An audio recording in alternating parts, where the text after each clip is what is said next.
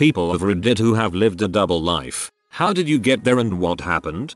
I have a name that's unpronounceable to most Americans. In elementary school, instead of listening to them mangle my name, I decided to choose a random English name to go by while in the States. Quite a lot of foreigners do this. A year came and went, and now I was in a new class with new teachers and new classmates. I decided on a whim to choose a different name to go by that year. I've been doing it every time I'm in a new social circle since then. I can tell when and where I met someone by what they call me. I'm English, but have spent much of my youth in the US, and live here now with a green card. When I worked retail, I adopted an American accent, because it's more efficient than having to explain to everyone that I'm English and moved here when I was 14 etc etc. It was just more efficient. This continued into office jobs until we were in a meeting with some English clients. Who spoke first? I immediately went English. My boss looks at me for a second, stops the meeting and says, "Are you having a stroke?" Then I had to explain and we wasted half an hour. Sigh. About 14 years ago, after I just graduated college, I got a job teaching at a middle school, but I was still DJing nights at an goth industrial nightclub. Teacher by day, Rivethead DJ by night. That's about as double life as I have ever been. It didn't last though. I was having a hard time staying alert and awake at school, so I gave up the teaching.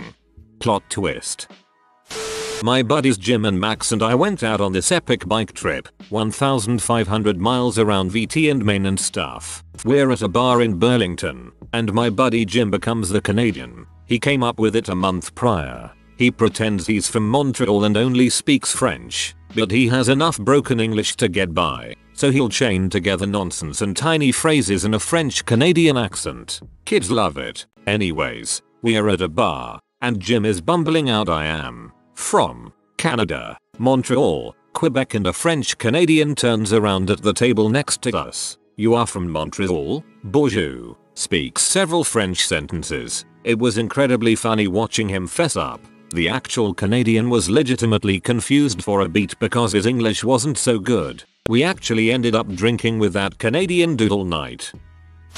Not me, my father. During the Great Depression, my grandfather was injured at his job and couldn't work for a year. To keep the family going, my then 12-year-old father and his older brother dropped out of school and ran change-raising scams on shopkeepers in Cleveland, Ohio for money, pretty much as the family's only income. My grandparents knew about it, didn't approve, but didn't stop them either. It's just what kept food on the table in tough times. After a year, Grandpa went back to work, and my dad and uncle went back to school and to just being regular kids again. The change raising is a generic term for several variations for scamming a cashier while they are giving you your change from whatever purchase you just made. There are all various cover stories for getting the cashier to combine several change giving transactions at the same time, and the cashier ultimately ends up giving you too much change for your purchase. The scammer ends up with both the item and some extra cash. When it's done well, the cashier won't even know it happened. My father taught me how to do several variations of it, including one that is still probably not well known. He showed it to me with me as the cashier, and, even knowing it was going to happen, he still had to slow down and explain to me where the mistake occurs. With the right person doing it, it's slick. I lived a seemingly normal life in Florida. I traveled a lot for work, so it wasn't uncommon for me to up and vanish for a few days at a time. What no one knew was that I was actually delivering several bales of some very potent marijuana up to Philadelphia, DC, Baltimore, NY, etc. I did it once on a whim, and got addicted to the rush and the money. Over the span of 2 years, I made 27 round trips and never once dealt with a cop. I drove a nondescript Chevy Cavalier that I put patriotic bumper stickers on, kept my hair short and face shaved, wore polo shirts and dockers, and never, ever exceeded the speed limit. I looked like the thousands of other young professionals headed to work or a meeting or something, so I never gave cops a reason to profile me. I was the last kind of person they were looking to pull over. I'd go to the arranged meeting place, receive a brown paper bag with cash in it, then leave my car unlocked and go grab a burger or just walk around Walmart for an hour or so. When I'd come back, the bales and the people who took them were long gone. Since I couldn't keep depositing large amount of cash in my bank, I'd have thousands of dollars in fake soup cans in my pantry and in my sock drawer. Since no one knew how much I made from my legitimate job, I was able to spend freely and had every game console and movie I wanted. I only quit when I met the woman I eventually married and couldn't keep up the ruse of just heading out of town on a moment's notice. It took some time getting used to being frugal again and not eating steak for dinner 3 times a week. Only 2 people know what I used to do, but I'm not worried about them talking. One has been charged with perjury before, so his word isn't worth crap to the authorities, and I have so much dirt and proof of it. On the other, I could get him sent to prison for a long time, and he knows it. TLDR. I used to smuggle pot from Florida to the Northeast under the guise of going out of town for work. Never, ever exceeded the speed limit. I could never figure out drug runners that got caught by speeding. You know you got a car full of drugs. Do the speed limit. In high school, I was the quiet nerdy guy. Glasses, shaggy hair, always had a book in my hands. And then I went home, I would change clothes, put in contacts, grab my equipment, and was by night one of the major players in the DJ scene where I lived. It was at the point I would run into people from school and they wouldn't recognize me. Both were my real life, and both were who I really loved to be, each in their respective venues. I failed out of college at 18, went back at 22, 1 semester short of graduating, and I fail out again. Don't really want to tell my friends and family I screwed the pooch twice, so I continue my last semester as though everything was great. Even convinced my parents that walking the line was stupid and would take 5 hours to complete. They bought it. So now that I have my degree, I begin searching for jobs like any normal college graduate, applying for jobs, and really can't put down on applications that I have a degree because, well, I don't. This entire time, from my second fail out, all I do every day is try and keep up with the lies and stories I've told to all the curious family and friends. I finally have to make up a job that I'm going to every morning. Because why shouldn't a smart, hard-working, college-educated young man not have a job, right? Eventually it all came falling down on me and the truth was revealed about my web of lies and deceit. Other than losing the trust of those closest to me, the weight of the world was lifted from my mind as I was able to go back to living one honest life, and not 2 lives of lies. Sorry for not being very interesting. It's the closest thing I have. I work in Midtown Manhattan for a luxury fashion company. I am homeless. I shower at the gym and then go back to the office and sleep. Only the cleaning lady knows I am there so late. The security guards think I am a workaholic. I make okay money, but I don't have a home. It was difficult finding a job during my first year of college, so I decided to put my skills as a magician to work. By day I was your average Joe. I hung out with my friends, went to class, and went home. Pretty normal life. But by night I was a card mechanic. I would go to card games under an alias. I would never let them see my car, know where I lived, even tell them my age. I second dealt, bottom dealt, and false shuffled my way to quite a few $1,000s until one night I messed up. I was my turn to deal and the pot was just under $4,000. That night I was supposed to lose. You see, you can't win every time or people would get suspicious. So I told myself that I would lose that night just as I have many times before. But greed got the best of me. I flashed the card at the bottom of the deck as I dealt the river and the guy to my left saw it. The 4 guys I was playing with took me to the back and beat the crap out of me. One of the guys suggested getting a hammer to break my hand. 2 of them left to go find one, leaving me alone with the other 2. I don't know how, but I managed to fight them with my last bit of strength and I got away with only a few bruises and shattered dignity. I haven't cheated since. In the end the total of my winnings, or thefts if you'd rather be honest, was about $5,500. Enough for my first year. Would I do it again? Probably not. But dang, was it fun. My double life got pretty deep. It started in high school where I got bad grades. So I started to scan my report cards and change the grades on them. We had to make our parents sign them. So I showed the fake report cards and forged my dad's signature on the real ones. So, my parents thought I had good grades while in reality I sucked. Then, I got to college. Wasn't able to enter in a good program because of my crappy grades, so I lied again. Told my parents I got in an excellent program, while in reality I got in a pretty crappy one. College ended and I had to continue with the lie. Told my parents I got a job in the supposed field I was studying in, while in reality I ended up in a crappy job. The bad thing about that is that I don't even feel bad or guilty. I just hope that crap won't hit the fan one day and that I'll land in a great position in my current field, so THST everything fix itself. TLDR. Lied to my family about my grades and current career. By day, cheerful and sweet science teacher. By night, kinky erotic fiction writer of such work-safe topics as BDSM, fisting and pegging. Hey, I know it's not having a whole other family or anything, but I'd be screwed if work found out.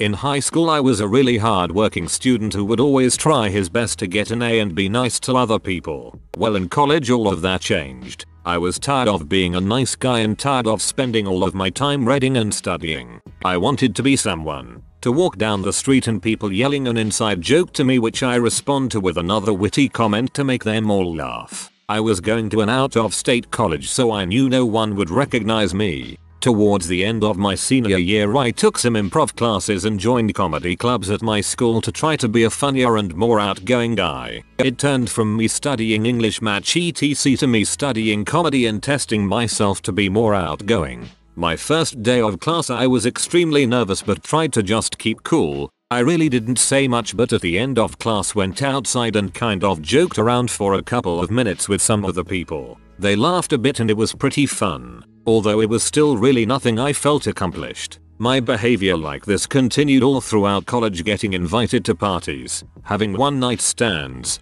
and just being that fun kind of guy. Though the partying got bad I was non-stop missing classes and my grades really fell because of it. By my junior year I reached rock bottom and failed every single one of my classes. Though somehow I was in a way oblivious to what was going on. Somehow I just didn't care what I worked so hard to achieve and just let all my accomplishments become nothing. I was no longer an A student, I turned into drug addict alcoholic who would have to text 50 different people each day to see who I could stay with that night. I realized this needed to change and slowly it did. It was really hard, but I soon became my old self again and I am now one semester away from being finished with my degree in law. I still see some of my party friends time to time and I am just thankful I realized when I needed to quit and take responsibility. I now can be happier because I have an awesome girlfriend, a great job, and a promising future. Whoa, good for you for realizing you needed to change. Good luck.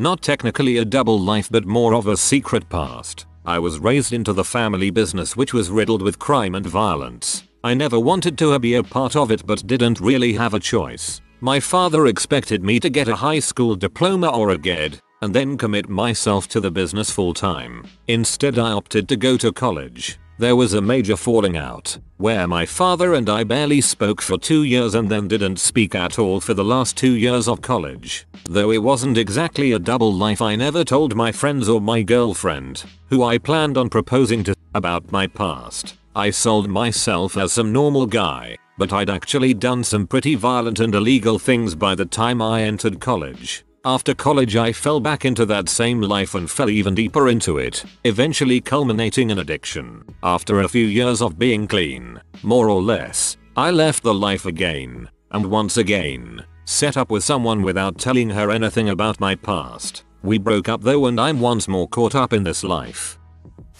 My best friend's boyfriend is literally a bastard, and has 2 older brothers. Their father is married to another woman with 3 more children and they have no idea about his family. His dad visits them every so often and gives them money.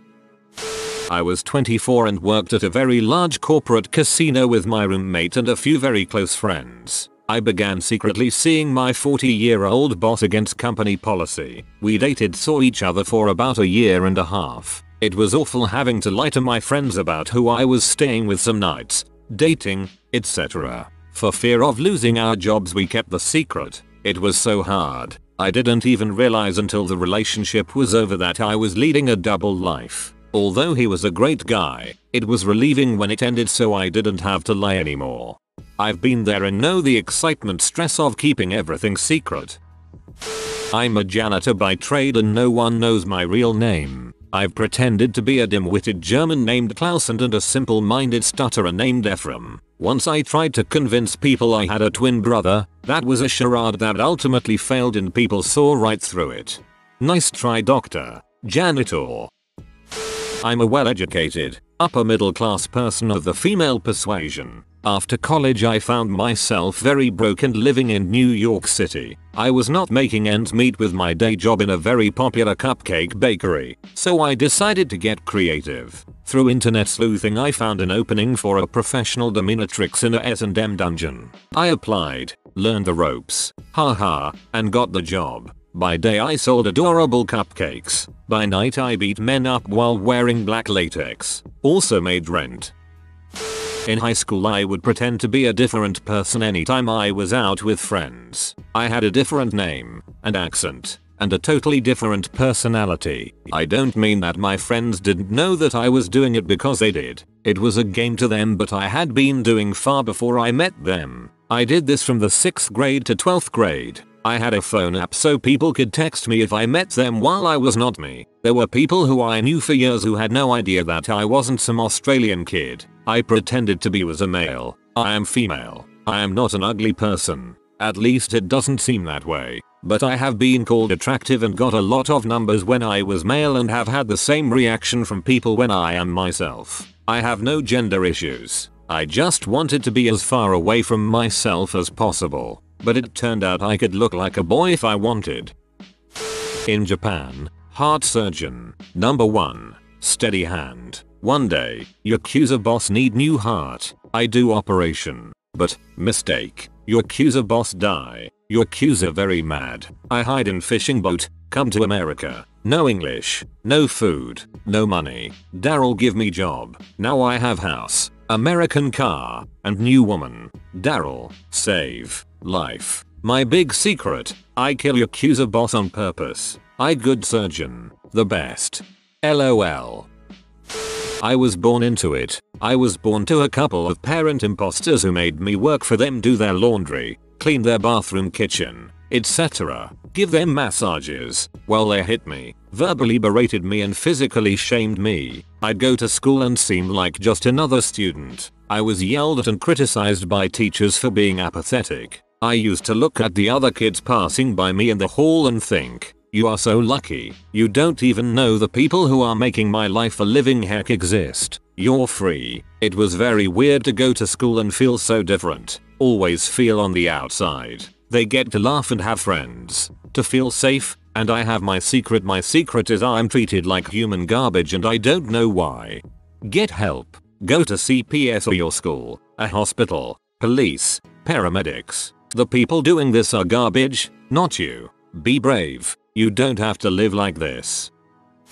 I grew up in a Roman Catholic home with a very close-knit family, sitting and eating dinner every night, talking hours on end about our days, friends, plans, anything, while also running a cannabis distribution ring. At my peak I had about 15 people working for me, having multiple pounds of marijuana in the house. At the same time while my parents roamed around completely blind to what I was doing. This entire time I had never touched a drug. No weed, no cigarettes, no alcohol. I did this from grade 10 until I graduated. I had a 95% average in sciences and math graduating high school and played on a number of sport teams whose players bought from people who worked for me. But they never had any idea. My best friends who I'd hang out with every weekend didn't know until I told them after I had gotten out. I realized that once I turned 18 I could get into some serious trouble and got out about a month before it. I would get an inside scoop on everything because of my affiliations to the sports teams and my administration roles in student council.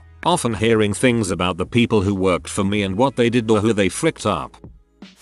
In high school, this one is only okay. I was an okay student who did a bunch of nerdy stuff. I play the French horn. I won a pretty significant statewide artistic award. I read The Economist. I also was a ridiculous alcoholic drug addict who would take trips to Seattle on the weekend to smoke pot. drop acid, eat ecstasy, and snort C and party with ballerinas. I also sold weed, mushrooms, LSD, and ecstasy, though mainly just pot. Woo. Me and my party buddy even got into a high-speed chase with the police, among other car-related incidents. God, my party buddy was a bad driver. Side note, I am no longer a drug addict. Still a high flyer in every other way.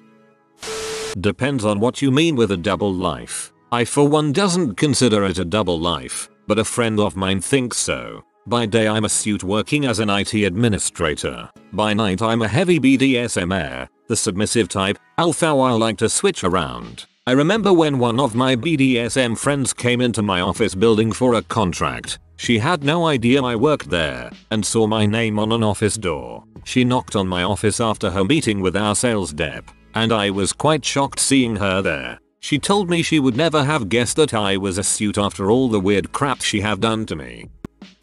From my sophomore year in high school, living in a not so popular town in Texas, I was signed with a professional modeling agency in New York City. Every break I had from school was spent living in a model's apartment with different women from around the world, and we would all go to castings that the agency sent us to. No one at school knew anything up until my junior year, when I was published in popular magazines that were distributed across the country. At home in school I was nerdy and shy, but I was totally confident and outgoing while working as a professional model. Also, by professional model I mean by the fashion industry's standard. I have a wife and 5-year-old child in another country. I send money home and speak to my daughter every 2 weeks. I have a significant other and a 6-month-old where I currently live. You and every Dominican that I know. I have a wife and 2 teenage kids, and 200 miles away I have a long-term girlfriend and 2 toddlers. I have a job that pays me more than either know about. I support both families, but both mothers work and the girlfriend takes care of the medical with those kids. My work legitimately has me travel all over the area a lot, and I have been balancing this for almost 5 years. I am a POS. And I should die. Additionally, I know I am setting my kids up for major trust issues. Try not to get so worked up about my life, or lives as it may be, and worry more about your own. I will continue to love my kids even if they choose to hate me and wish painful death on me one day. I will continue to be as good as a father as possible given my situation. I will continue to live my life, and maybe one day I'll come back with a "this is how it ended" story. Well, once I get back into my career again, aging parents with health issues, I will probably go back to being an engineer by day, fire performance circus freak by night. Whoever said it was a bad thing to run away and join the circus was wrong, has no idea how awesome it can be. Every day I don my business casual, and when I get home, I spend my free time working on my choreography, costuming, and body paint ideas. Oh, and I get to tell people I have a literal license to burn. And I get to light myself on fire for public displays of awesome. And in the morning, I go back to work saving lives by improving the designs of medical devices. TLDR. It's never safe to assume that the Saturday night sword swallower at the bar doesn't have a much more professional job than you do come Monday. My college friends are the only ones who know about my 4 years run of seeing loose women. As far as my friends from home know, I'm a drug-free hopeless romantic. For a few months from December 2013 till April 2014 I lived a double life. I'd go to my job as a waitress during the day, but when I went home I was really going to the local homeless shelter because I had no place to live. I was kicked out of where I was living, and because of a prior drug habit my family still didn't trust me enough to let me live in their homes. So I was homeless. I had to get online at 6:30 every day to make sure I got to bed. I was basically living with 100 other homeless people each night. It was a weird juxtaposition each day. I'd go to work and be a part of normal life, then leave and be surrounded by drug addicts, parolees, and people just down on their luck. But I had to learn to watch my stuff like a hawk and be very careful who I associated with. Don't get me wrong, some homeless are just average people at a bad point in their life. But a lot are content to live that life of heck each day so they can continue doing what they do. I'm just happy to say that I am in my own place now and can tell co-workers where I live and not lie. Not sure if this really counts as a double life, but throughout high school I did serious P. I'm a male. To raise money. Had a pretty crappy relationship with my parents and eventually moved to online school to balance it out more. Started out as a webcam show here and there as a frisky 13-year-old and practically turned into a business. The stuff I did in person raked in some serious cash. I quit a year back because it utterly destroyed my self-esteem, and I've spiraled in and out of depression and alcoholism since I was 15, 19 now. But on the other hand, I'm a 19-year-old who can afford to attend a top 75 college in the US without federal aid or parent aid, and with fairly minimal loans. I have really bad depression when I am alone and have constant suicidal thoughts. Once I am with someone I am outgoing and I make the group of people laugh. I really freaking hate it sometimes and I wish I could tell everyone, but frick it. I have too much on my plate. I just moved out and university starts in a couple weeks and I feel like I have no time to deal with my depression. I try and give myself false hopes like, hey, one day I may get onto the set of GOT, or maybe one day I'll make a groundbreaking film. I know it sounds completely stupid, but that's honestly how I deal with it. Life 1. Pretty typical college student. Classes. Problem sets. Going out with friends on the weekends. Life 2. Total authority over what treatments were allowed for a genetically ill and improperly classified as mentally ill patient at an institute specializing in highly secretive, questionably legal experimental medicine, who were very interested in doing research on my ward. That was one of the most emotionally draining and jading periods of my life. I am drinking a glass of wine and phone dying, but I will come back to this one. Very intriguing for sure.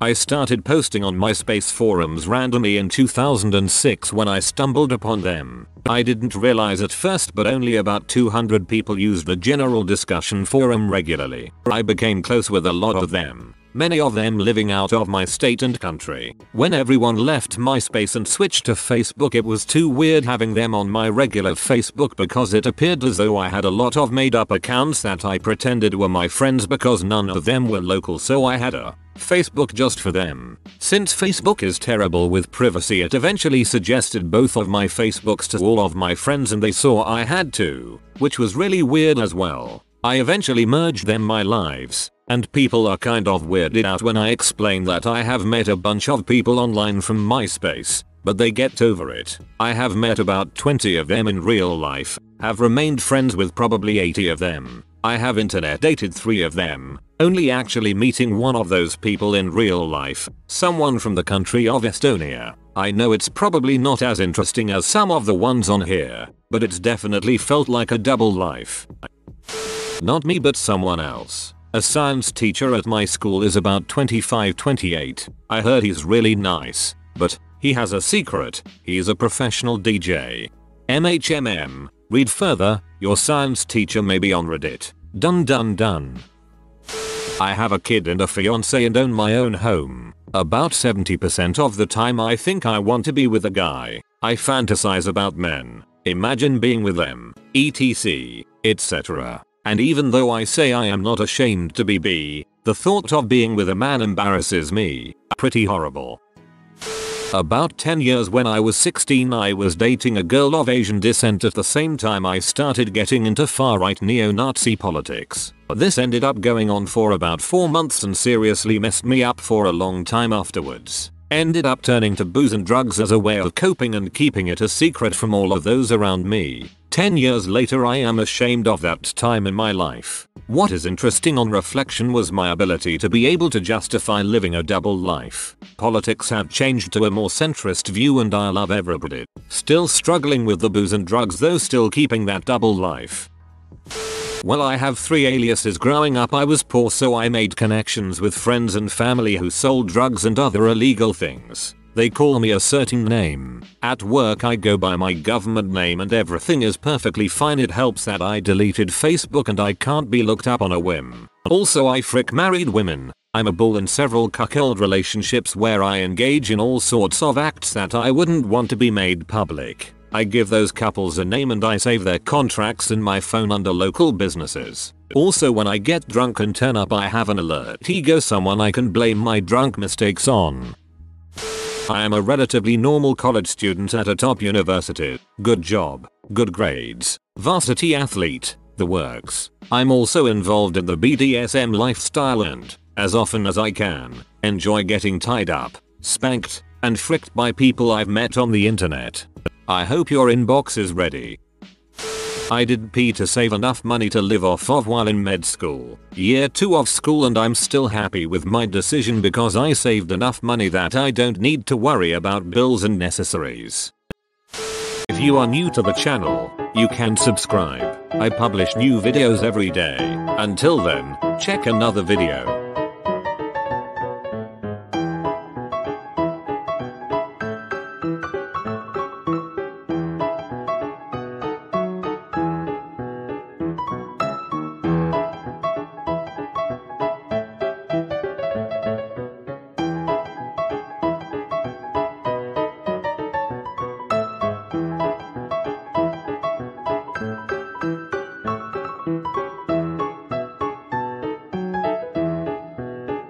Bye for now.